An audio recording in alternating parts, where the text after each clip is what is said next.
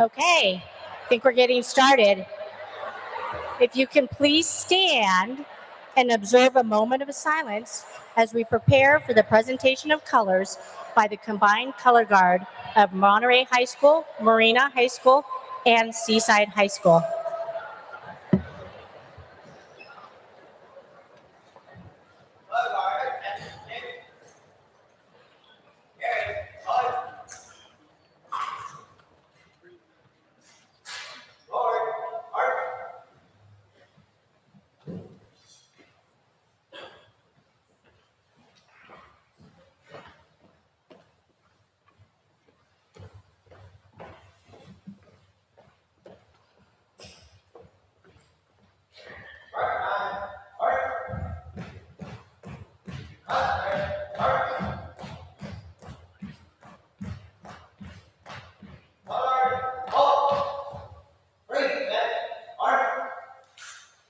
Oh, say, can you see by the dawn's early light what so proudly we hailed at the twilight's last gleaming, whose broad stripes and bright stars through the perilous fight o'er the ramparts we watched were so gallantly streaming, and the rocket's red glare, the bombs bursting in air, gave proof through the night that our flag was still there. Oh, say does that star-spangled banner yet wave o'er the land of the free and the home of the brave?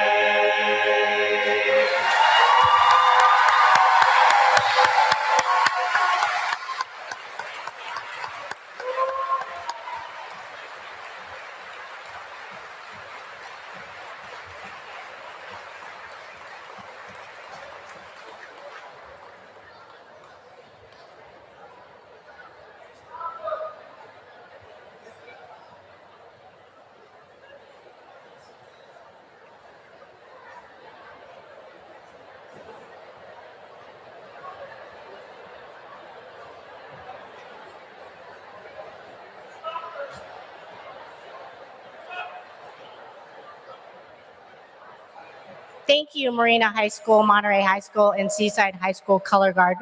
And thank you for the beautiful performance by the Marina High School Choir under the direction of Miss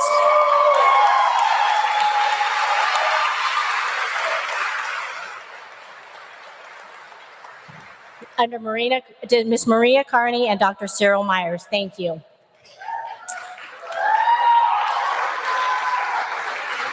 You may be seated.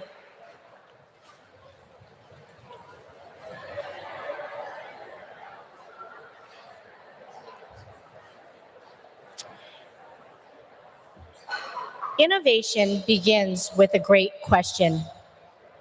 What if we believed that everything we had to make great schools was already within MPUSD and we just needed to develop and share it? What if our schools operated as if we should all be learners as opposed to students being the only learners? What if we promoted risk-taking to our staff and students and modeled it openly as administrators? What if all of us looked at our jobs as more than a career, but rather a passion? What if everyone at MPUSD, not just our students, was encouraged to pursue his or her dreams? What if people were always our first focus? What if we empowered students to make a difference in the world today and in the future? MPUSD, are you ready to lead, inspire, and innovate this school year?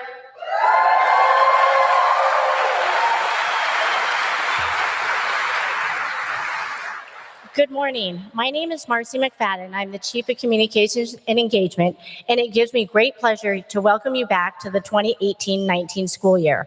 Whether you went away on vacation, had a staycation, or stayed back and helped ready our school sites and the district office and our departments for the school year, we hope you had a beautiful and restful summer.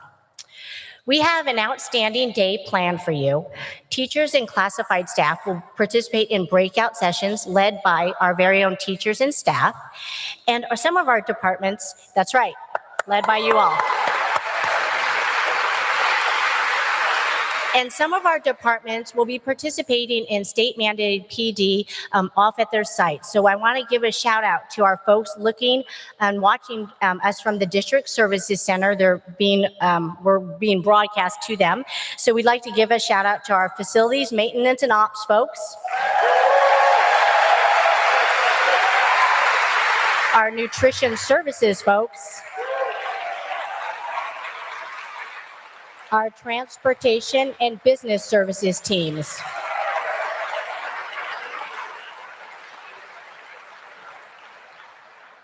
We would be remiss if we didn't acknowledge what it took to get here today. And I just want to acknowledge and thank all of you for just being patient and your willingness to park remotely, get on a shuttle, get carpools here. I know it wasn't ideal, but we just thank you for just your willingness to work together to get here today. So thank you for that.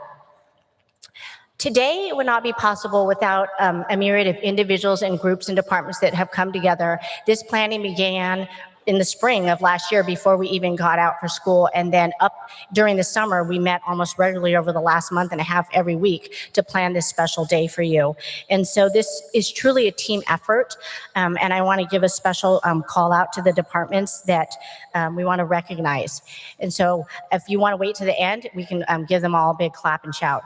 So we want to recognize our colleagues in Ed Services, Student Support Services, Human Resources, Information Technology, Facilities, Maintenance and Ops, Transportation, and Communications. So thank you.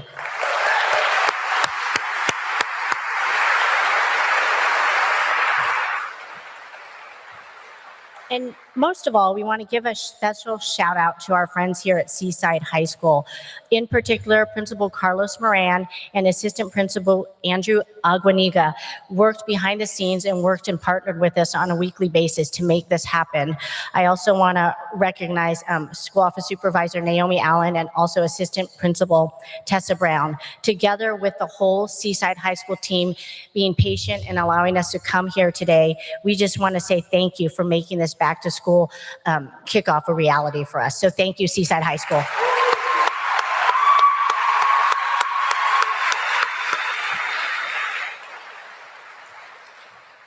So before we jump into the program, let's recognize our Board of Education. So with us today is Board President, Ms. Alana Miles.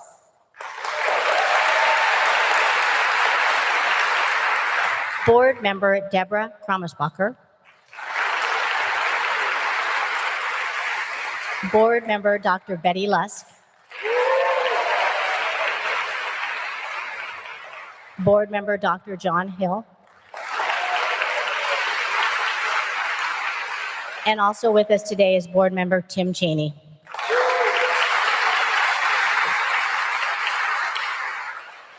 I would also like to recognize our union presidents.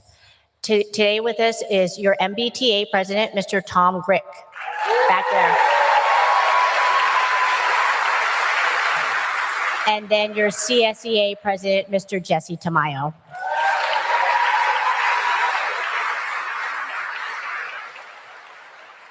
So before we begin with the program, I wouldn't be doing my job if I didn't do a pan of the room. For those of you who've been here the last couple years, you know I do the whole pan of the room, and I want your loudest shout, waves, the whole thing, because this goes on social media.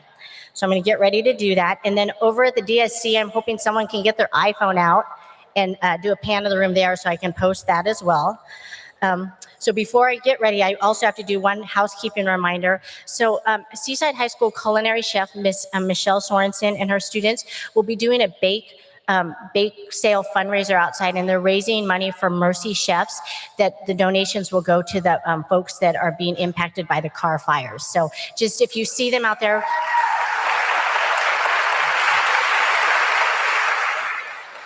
okay.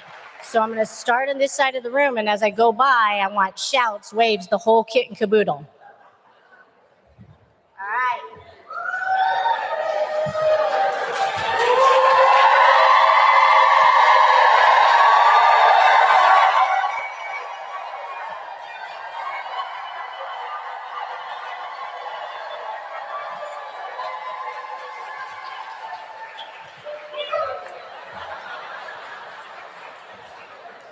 Thank you for indulging me in that. And so for those of you that aren't following us right now, we're on Facebook, we're on Instagram, we're on Twitter, all throughout the year. As you send me photos, images, and all the exciting things at your site, we put those up. So thank you. So right now, it gives me great pleasure to introduce and welcome our very first speaker, and that is Miss Melanie Tanseco.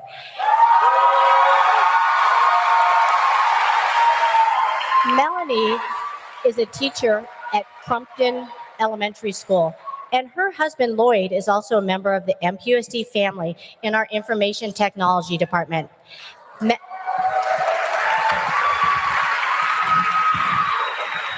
Melanie will share what if all really meant all.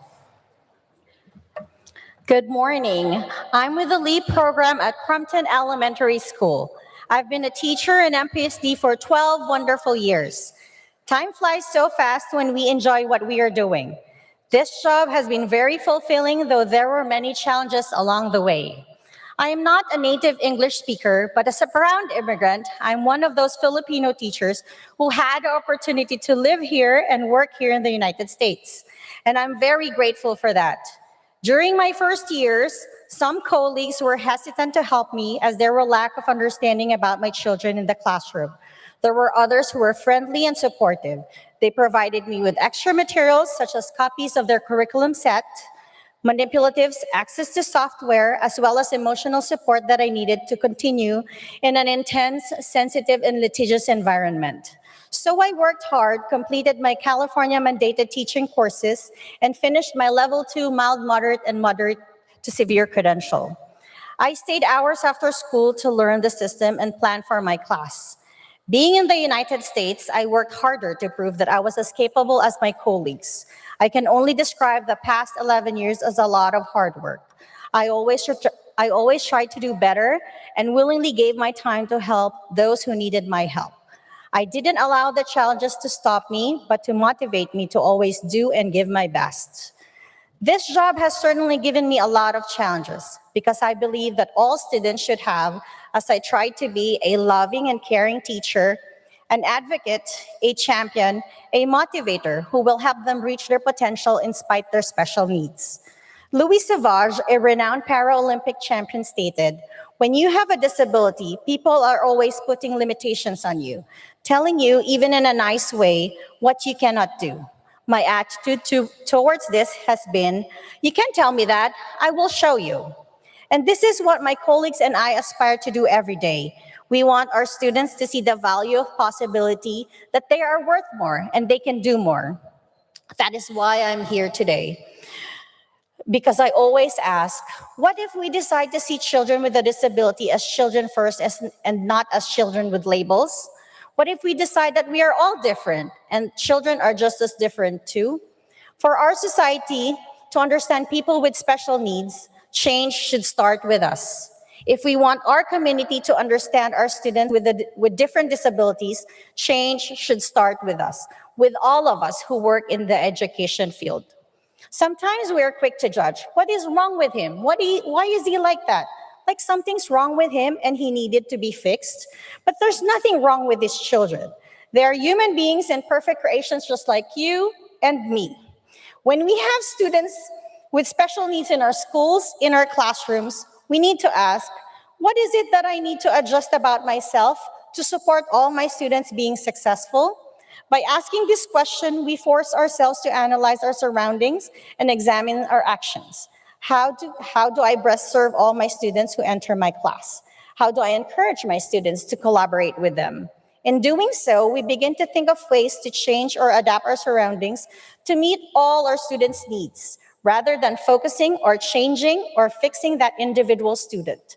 At Crumpton Elementary School, we have an amazing inclusive environment. We have adopted this biopsychosocial model used by World Health Organization in my classroom. This holistic model accepts that medical labels and diagnoses are part of their personality, and environmental barriers are also considered when looking at how disability influences a child's ability to function in the world.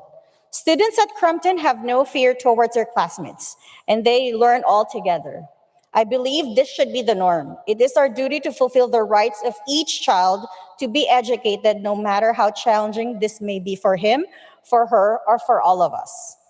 Over the years, I regularly ask, what if I inspired or supported a community where everyone belongs?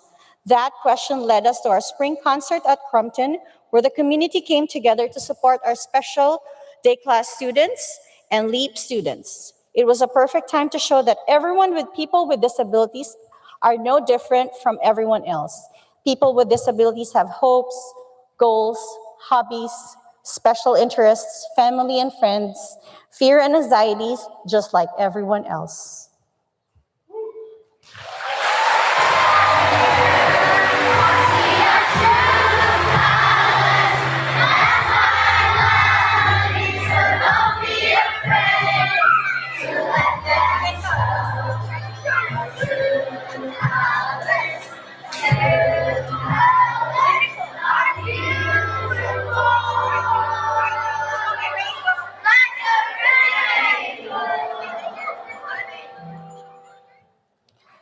Thank you to Sarah Hudson and the Crumpton team who learned the song and the sign language in order to join us in our finale song. We built a community of acceptance, tolerance, compassion, understanding, where individual feels confident, has sense of pride, self-worth, and valued, and we get welcomed home. So this is a clip from our Special Olympics greeting committee made from Crumpton by staff and students.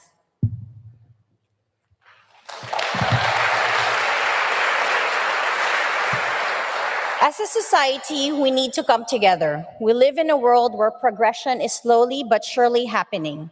Together, we will put all our efforts to build a community that is accessible to everyone and everyone will benefit. So let's ask every day, what if we decide to see children with disability as children first and not as children with labels?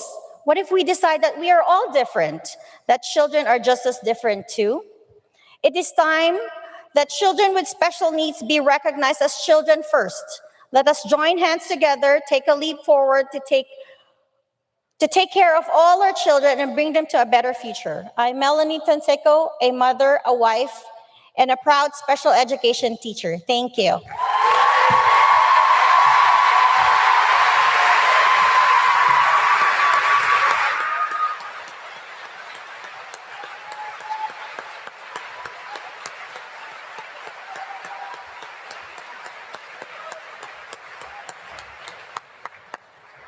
Thank you, Melanie, for inspiring us and sharing what if all really meant all. So before we hear from our next speaker, we're going to have a friendly little spirit competition. And since we just heard from our Marina community with Melanie, I'm going to start with our Marina community schools.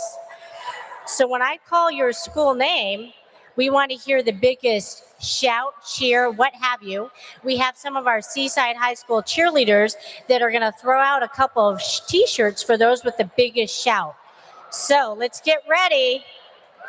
Our first school is Crumpton Elementary School.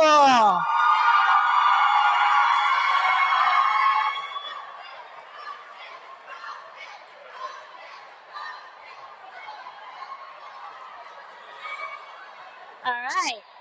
Okay, we're going to move to our newest turnaround art school, Marina Vista Elementary Arts.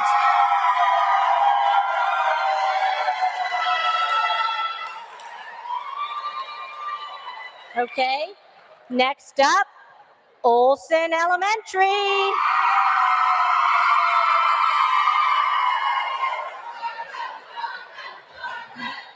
Moving up to secondary, Los Arboles Middle School.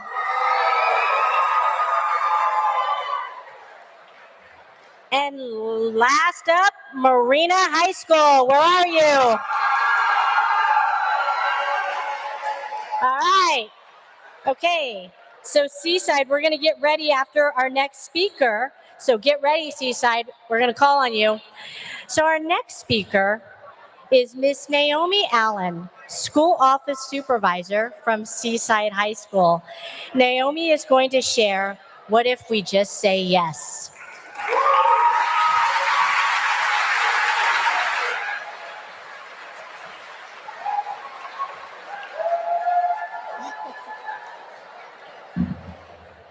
Good morning, everyone. When I was first asked to speak at this rally and told that the theme is what if, I thought, wow, I'm really good at what ifs, especially as a school office supervisor. When my boss asked me the question, what if we did this, what might happen? I can give him chapter and verse of everything that could go wrong. In fact, my initial instinct to being asked to speak here was to think about turning and running away as quickly as possible from my phone, because I was already thinking about the what ifs. What if I have absolutely nothing to say? What if people hate something I say? What if I trip and fall while getting on or off the stage? That still might happen, so please don't watch if it does. What if I get so nervous while on stage that I forget how to speak? After being given some time to think about my answer, a few other what ifs came to mind. What if I realize this is an opportunity to face one of my fears and gain confidence as a result to face other fears? What if I take pressure off myself to be perfect by realizing that this is 1 minute in time, and the people who already love me and think I'm amazing will still think that, whether I fail or succeed today? Thank you. More importantly, what if I forget about myself and realize that sometimes you simply say yes because someone you respect and admire asks you to do something? Thank you. Since I was already asking myself about my what ifs, I decided to continue. What if I paused to reflect on my what if more often and thought not just of the negative results of my what if, but of the possibilities of saying yes? What if we all reflect on our what ifs more often and saying yes to them? What if I make an effort to deliberately say something pleasant to more people? I know sometimes it can be hard to think of something pleasant to say to everyone, so what if I keep it really simple? What if I make the effort to just say hi more often? This past year has been particularly challenging and hectic for me, both personally and professionally.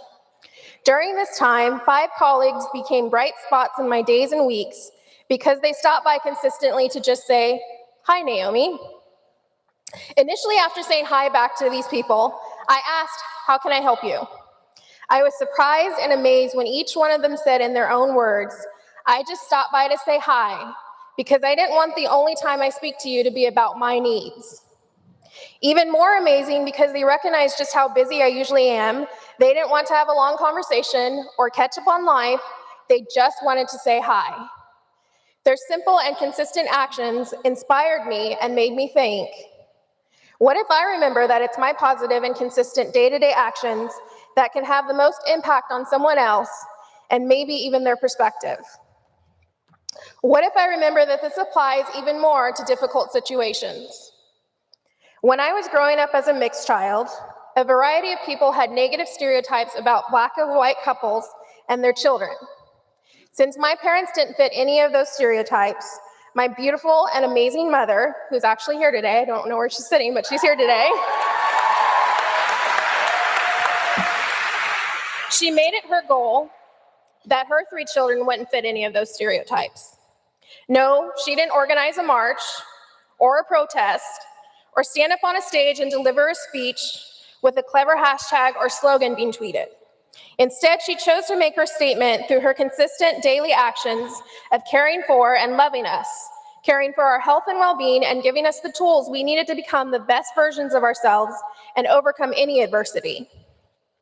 Because she deliberately chose a positive way to stand up against prejudice, we as a family succeeded in changing the perspective of people that we met.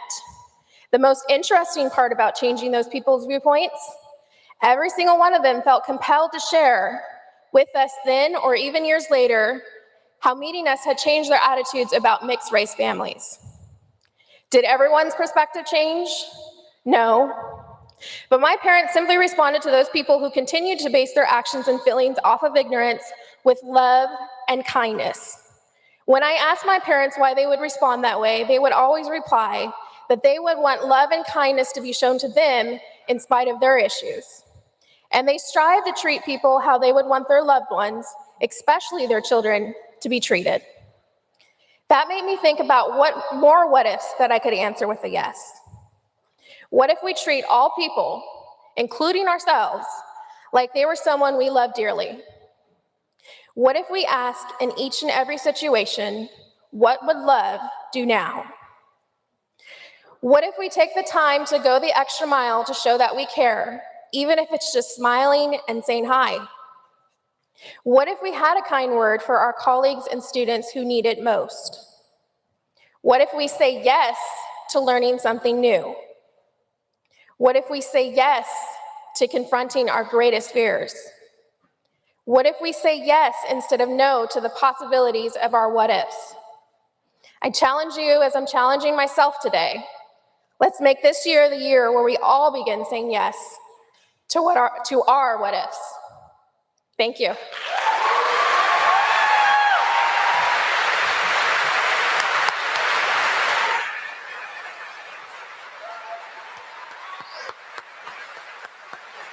Those with the loudest shouts are going to get these t-shirts. So we're going to start with our friends. I saw them. Delray Woods.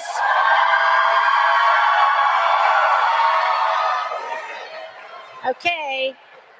D-Lamp, let's hear it.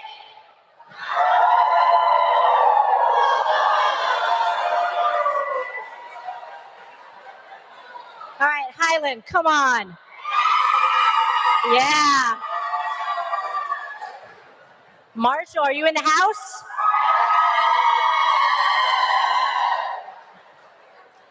MLK, School of the Arts.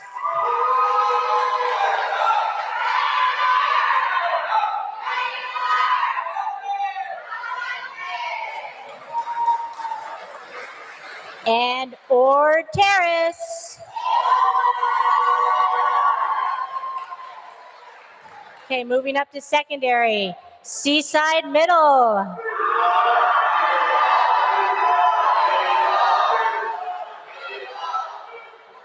Central Coast.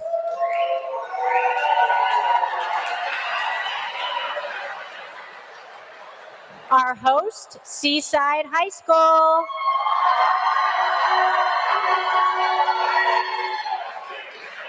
And our friends down the street, Cabrillo.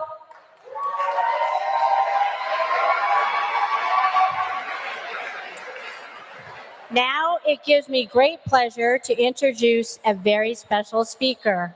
Student speaker, Miss Anjali Olita from Monterey High School. Today, Anjali will share what if school was like a family.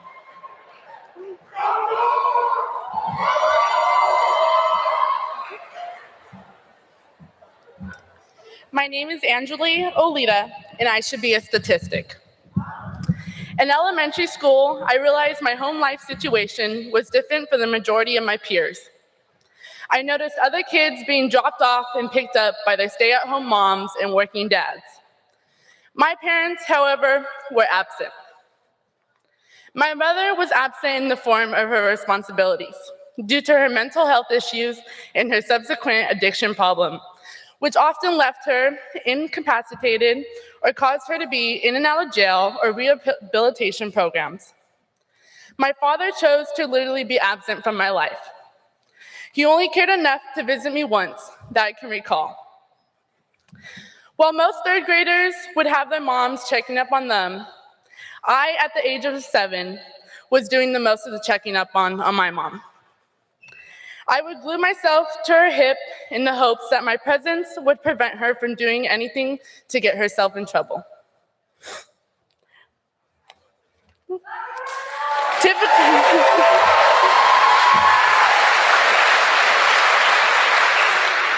Typically, if a child is snooping through their mother's purse, it's to find candy or something good. I would sneak peeks into my mother's purse to find her paraphernalia. I would destroy it to keep her from using. I felt like I was constantly watching over her, trying to make sure she was doing the right thing. Fortunately for me, I had my siblings and my grandparents as a source of family and stability, as well as good friends, teachers, and coaches who truly cared enough to get to know me, not just disregarded me as a kid who didn't care or wasn't smart enough, but a young mind with untapped potential.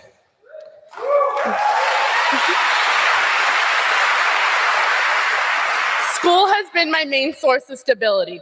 It has been a place of comfort and the only routine I've had in my life. I was diagnosed with a learning disability and speech impediment that affected my ability to comprehend and process math and English. I struggled throughout elementary school and middle school, but I knew that could not be my fate. My fate changed when my brother-in-law Ben and my sister Janelle Newman, attendance clerk here at Seaside High,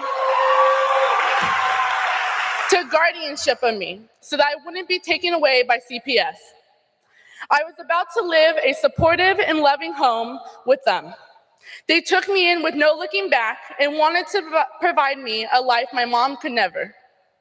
I pushed myself and beat the odds with both supportive and unsupportive teachers throughout. Going into high school, I was accepted into the Mayos Academy. At the end of 9th grade, I was able to be redesignated out of the special education.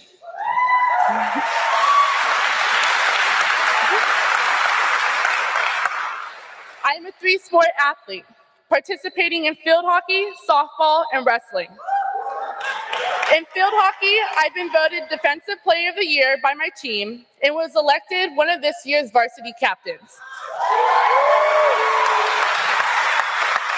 I've also served as captain of the softball team my freshman year. In wrestling, I became the first girl at Monterey High School to place second in CCS and go to CIF state.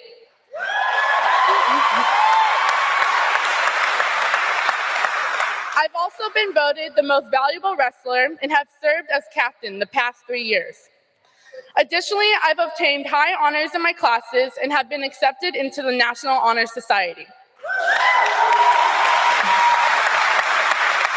I've been active in leadership my entire high school career. I've headed numerous committees. As I progressed through Monterey High School, I am now a senior. I was elected ASB president with my goal being to provide a sense of family on campus.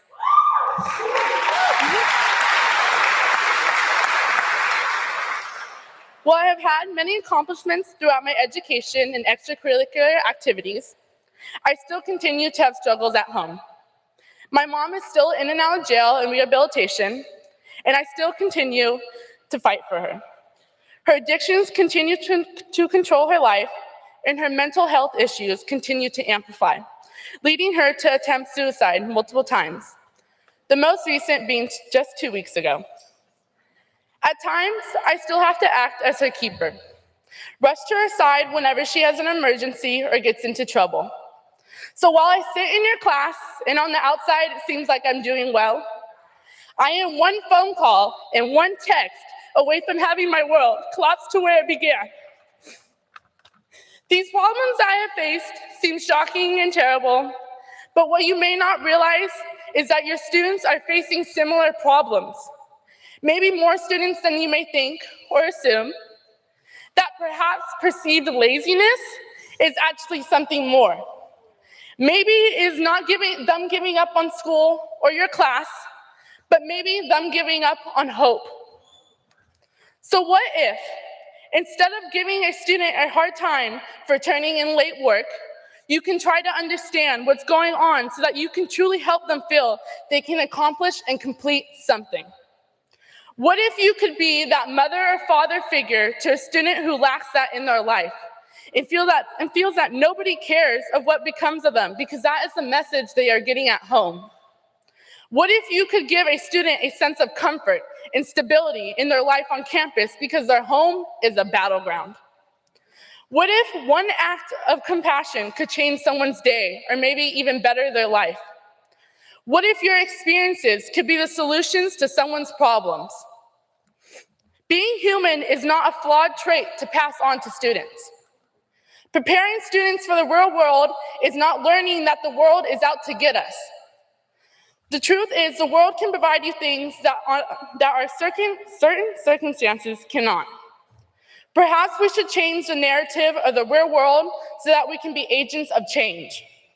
The real world can be a place of love, kindness, and compassion. Let's allow students to go out into the world and be those things. If teachers tell students that life is hard and that the world is a tough place, you are going to continue a perception that is bound to become reality. Humanity isn't dead, it is stagnant. Reignite the power of goodwill in yourselves. It will echo through your students and through your schools. What if you could be the one to provide that place of feeling of reassurance and refuge to a student like me? What if there could be more people like Coach Roberto Dixon, who has pushed me beyond my limits and showed me there are no limits to what I'm capable of achieving, who when I thought I had failed him, showed up at my house to reaffirm his belief in me? Or Coach McCormick, who has taught me to never allow someone else's assumptions about me hinder my own expectations for myself? What if there could be more teachers like Miss Arensdorf, who has spent countless hours mentoring and counseling me, who I always know is a text or call away? She is truly what it means to be a strong female role model in today's world. What if there could be more custodians like Miss Velma, who saw me crying after school and sat with me to talk? Or people like Miss Mary, whose hugs will make anyone's day better?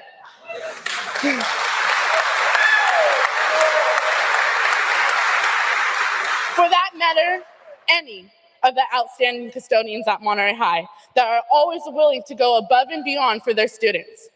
What if every office had someone like Miss Morrison, whose kind smile makes you feel at home? What if every student could overcome their burdens beyond these school walls because you helped them build the foundation that helped them see over it? What if more students didn't have to be statistics, but could be success stories? What if more students want to come to school because they felt loved, supported, and understood? What if this year we made our schools like a family? Thank you.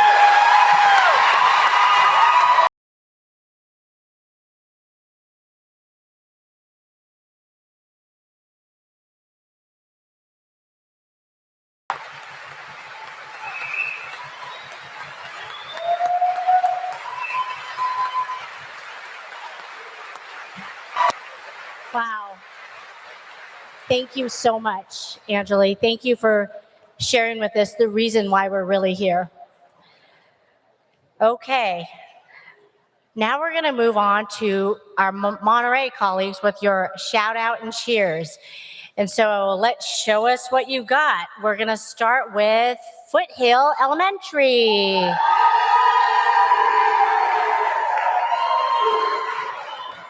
Okay, and I understand this next school has something, a special surprise for us. La Mesa Elementary.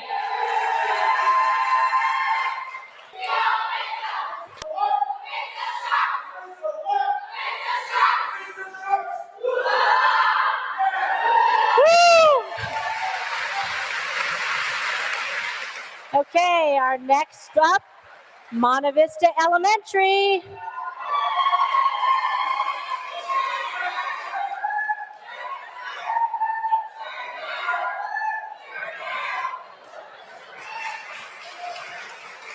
Okay, moving to secondary, Walter Colton.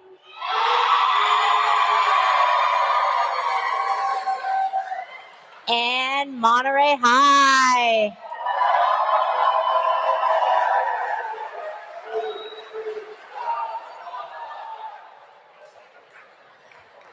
So this morning we've heard from 3 outstanding presenters. Before we bring up our superintendent of schools, let's finish our spirit competition with a few other sites. So let's have board members, district office, and department staff. Let's hear it.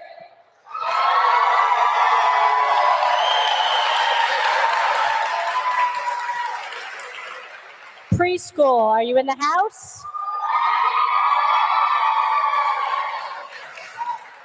And then even though we can't hear you, DSC, if you're over there, scream it out. Whew. Okay, I'm hoping I didn't forget anybody. So before I leave the stage, did I forget any site, department, or school?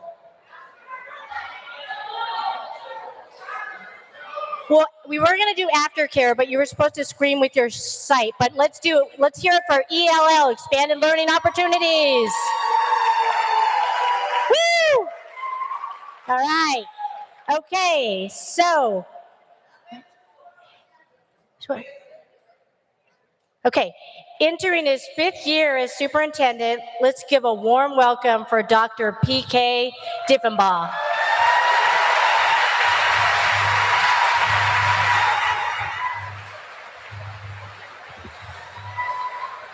Thank you very much.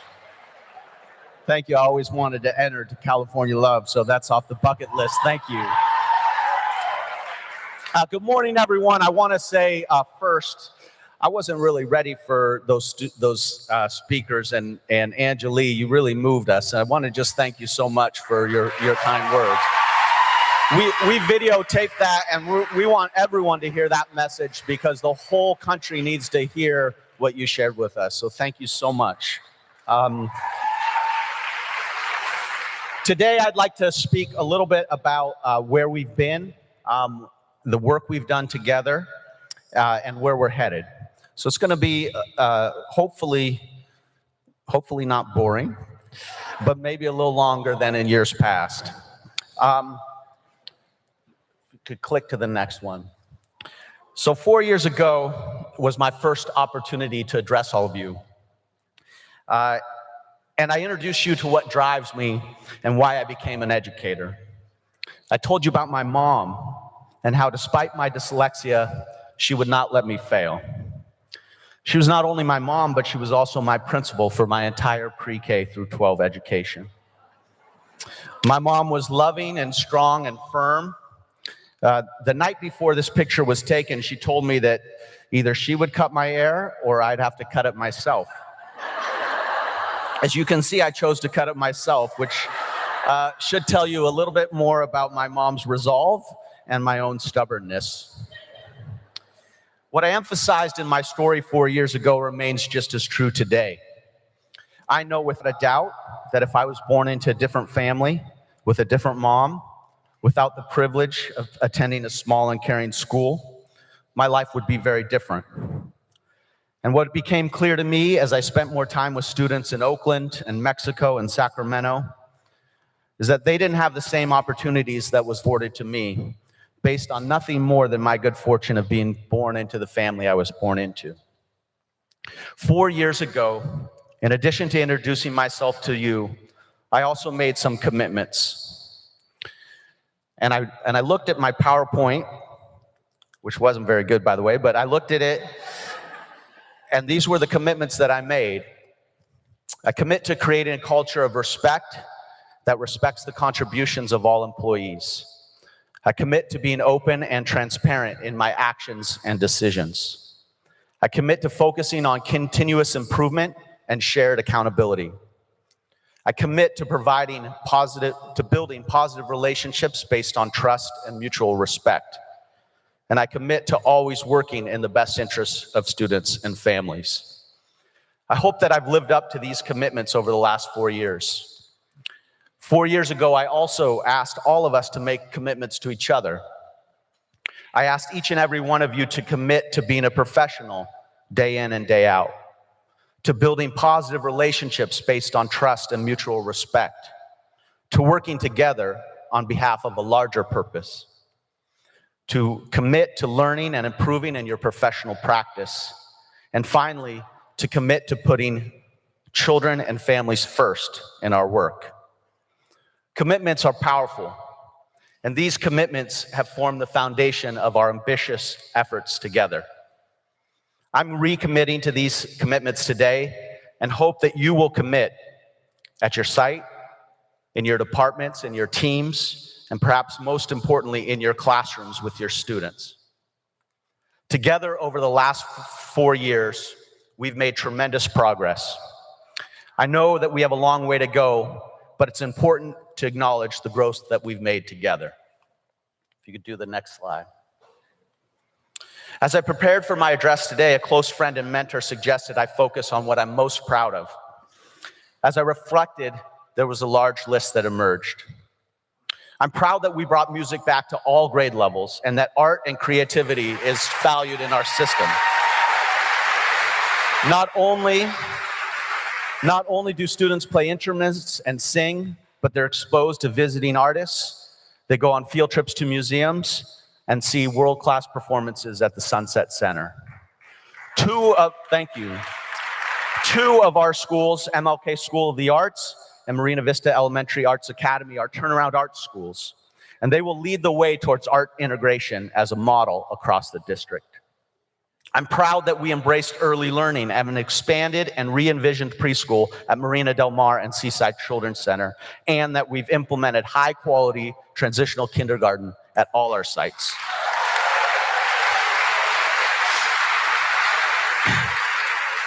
I'm proud at the elementary level that small group instruction through guided reading is not the exception, but the common practice of our classrooms across the system.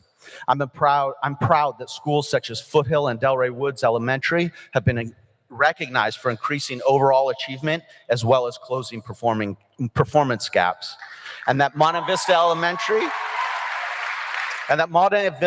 Elementary, who was once experiencing declining enrollment, and this is true, now have parents falsifying their home records in order to get enrolled.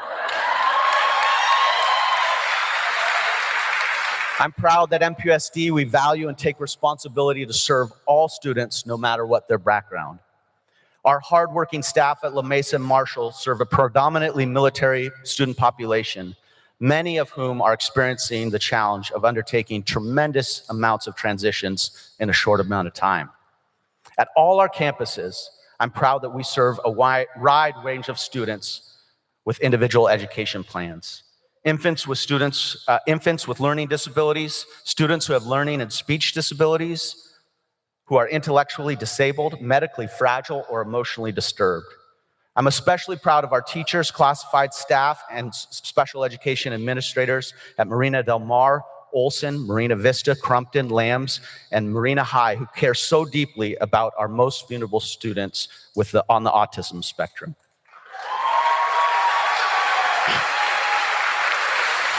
Finally, our programs do not stop at high school.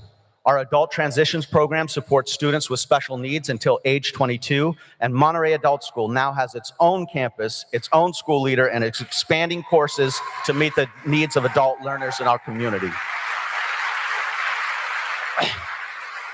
At the secondary level, we've dreamed big and dared greatly to reimagine secondary learning. This year, all ninth graders at Marina High will have the opportunity to take 2 MPC college courses on campus. Ninth graders at Seaside High will be enrolled in AP Human Geography, and sophomores will be enrolled in a co-taught math AP Computer Science course.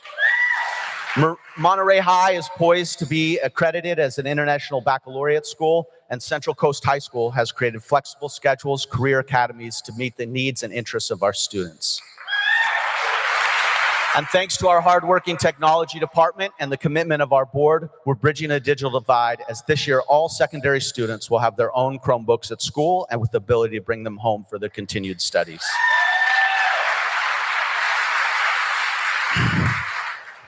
As you heard from our student speaker, many students are overcoming tremendous challenges, with the staggering reality that over 800 of our students are without access to stable housing. I'm proud that we're creating a multi-tiered system of support to give each student the support they need to be successful. We've invested in social-emotional support providers at all our sites, and as a result of PBIS, our suspensions are dramatically reduced, and our sites are increasingly adopting alternatives to exclusionary discipline practices. Schools such as Los Arboles, Colton, Seaside Middle, D-Lamp, Highland, and Ord Terrace have embraced restorative justice, Olveus anti-bullying, mindfulness, and unconscious bias training as a means to improve educational experience for all students, building our capacity to disrupt systemic inequities within our system that disproportionately impact our students of color and our LGBTQIA+ scholars. In a time when districts and unions are increasingly at an adversarial relationship, I'm proud that we have a positive and collaborative relationship with our collective bargaining units, and that we've steadily been able to raise compensation for all employees. We've started a reduced-price employee preschool and after-school programs, and are preparing to launch our own teacher residency program to, quote, grow our own educators in the future. And we're beginning to explore ways that we might use some of our undeveloped sites as staff housing in the future. We have so many unsung heroes in our district who work, and their work should not be overlooked. I'm proud of our hardworking maintenance, facilities, and custodial staff who have made a significant impact in the cleanliness, functionality, and beauty of our campuses. I'm proud that our nutrition department and energy programs are among the most innovative in the state. And I'm proud that Ed Services, Human Resources, Transportation, and Business Services staff have adopted a service mindset that acknowledges that our job at the district office is to support you, because you're at the sites is where the children are. Most importantly, I'm proud of our hardworking students who continue to set the bar regarding what is possible. You heard from Angela today, and I'm just blown away. This last year, we not only dramatically increased students who are eligible for the UC-CSU system, but as an example of our students' awesomeness, Marina High senior Drake Johnson was accepted to 4 Ivy League schools and will be attending Harvard in the fall.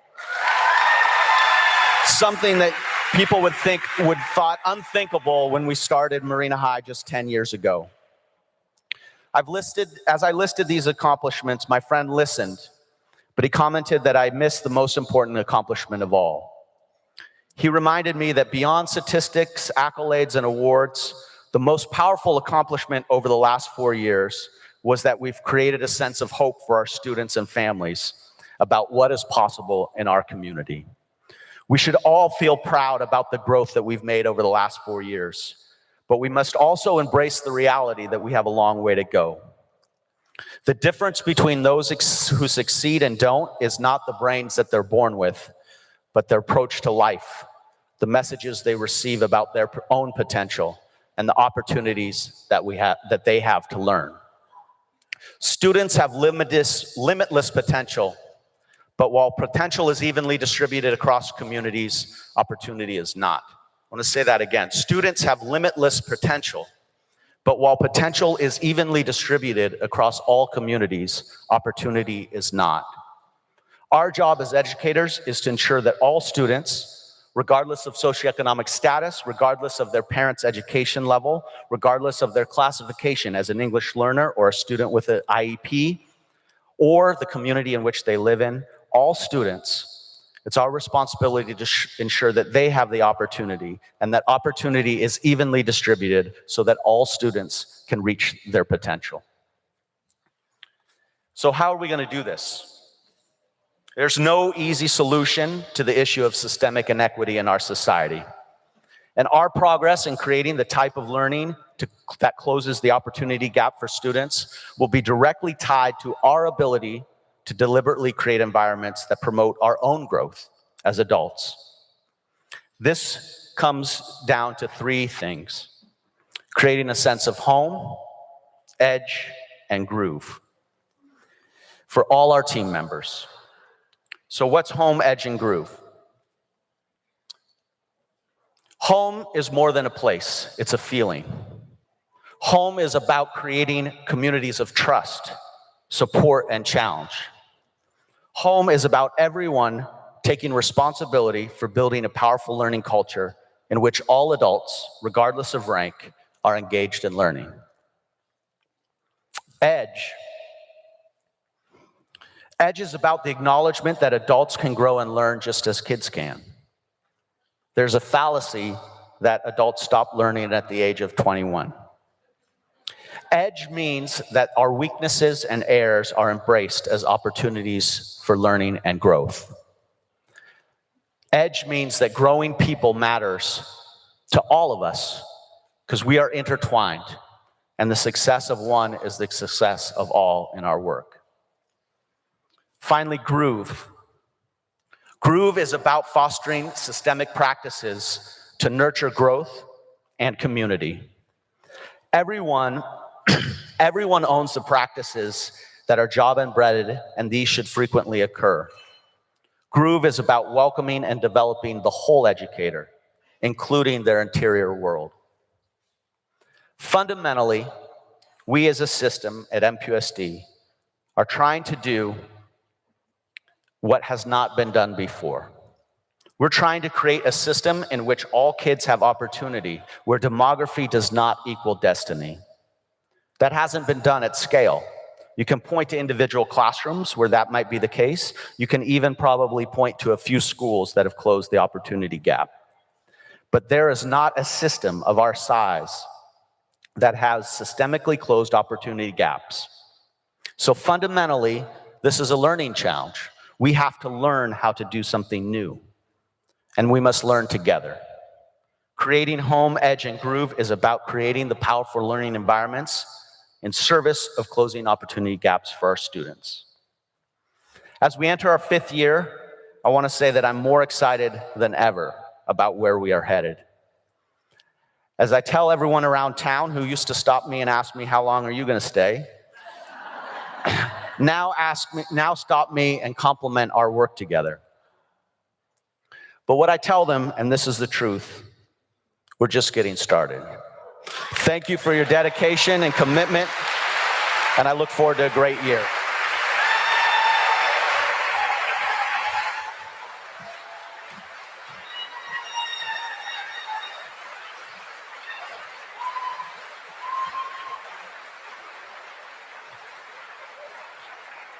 Thank you, PK.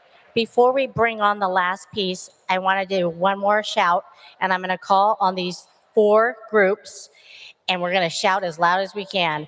It is Adult School, Adult Transitions, Independent Study, and Community Day School. Here come the shirts.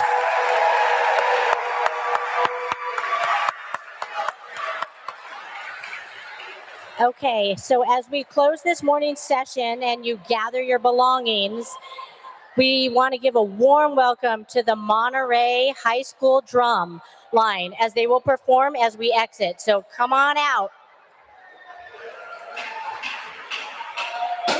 Thank you.